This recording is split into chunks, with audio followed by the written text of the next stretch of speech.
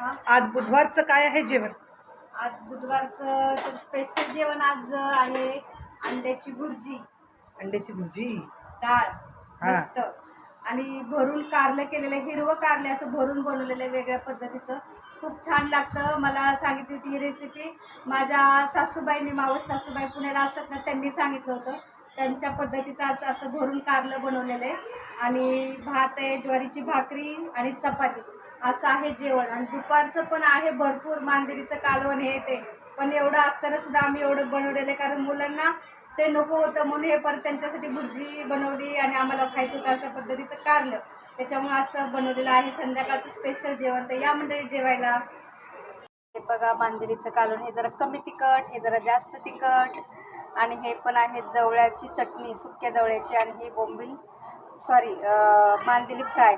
हे सुद्धा एवढं दुपारचं जेवण उरलेलं आहे.